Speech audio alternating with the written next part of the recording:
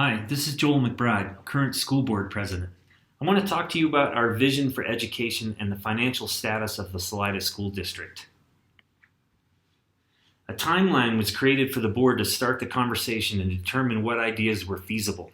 Step 1, the board approved developing program change proposal, January 30th.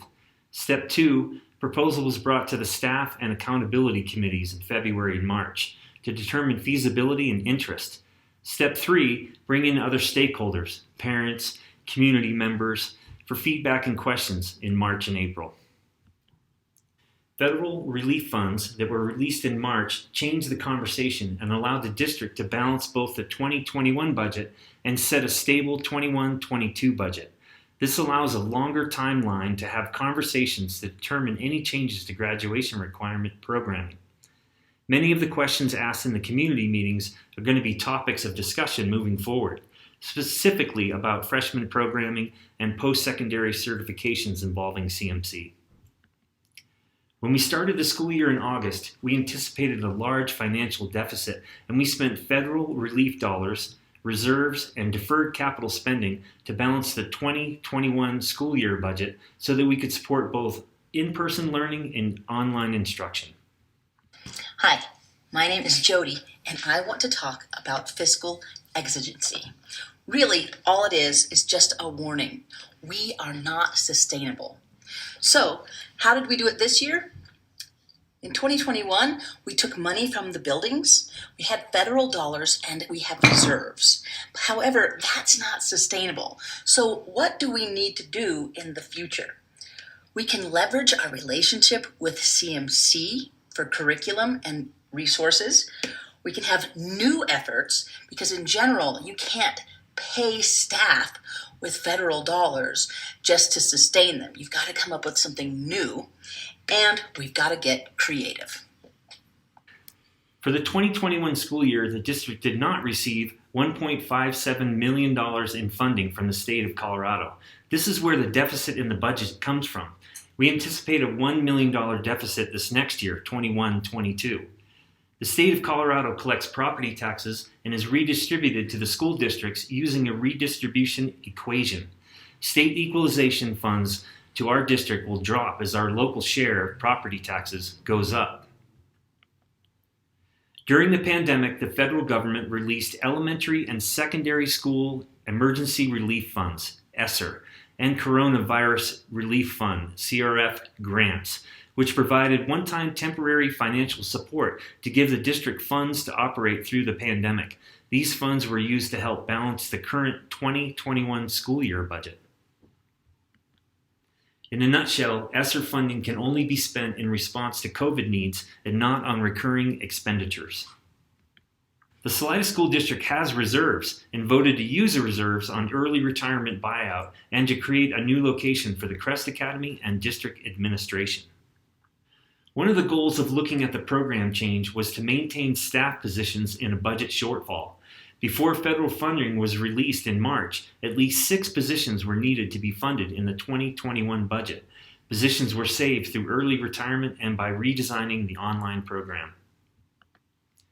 With the 2021 budget balanced, there are still financial concerns to address.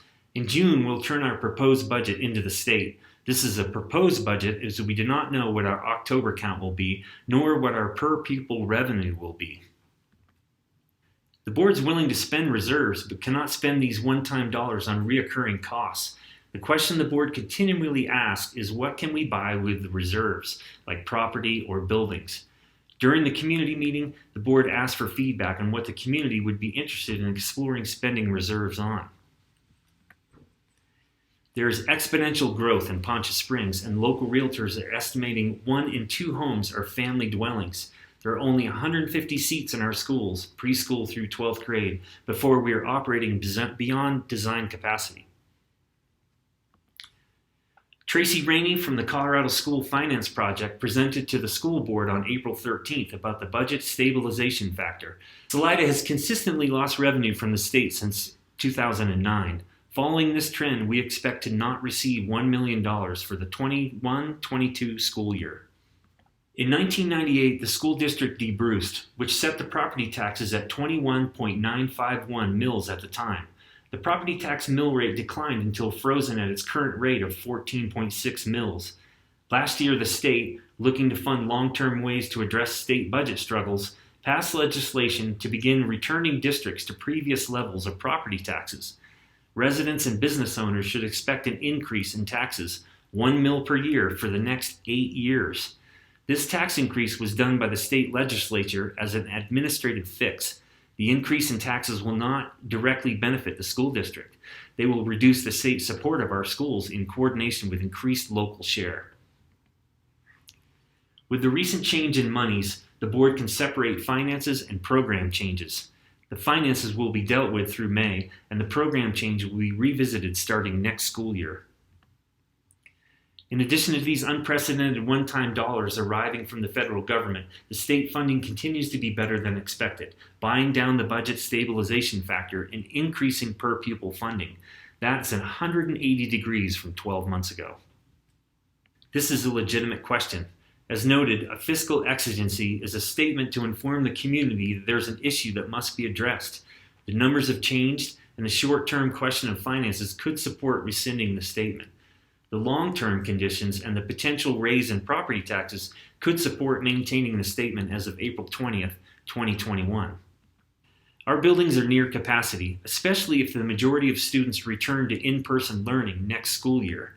The current location of Crest Academy at St. Joseph's was expensive for what it provided, as once the Boys and Girls Club relocated, the district was on the hook for the entire rent. The DSI building on Oak Street will house Crest Academy and admin offices.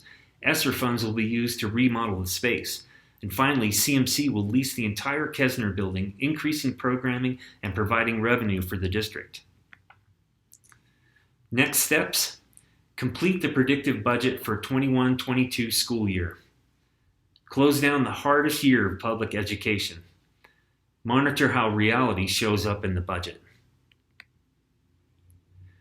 Based on budget stabilization and staff feedback, the board will take the next year to conduct staff and community meetings to decide and determine any programming changes that will further prepare our students beyond high school. Thanks for listening. Feel free to reach out to any school board member with any questions or comments you have.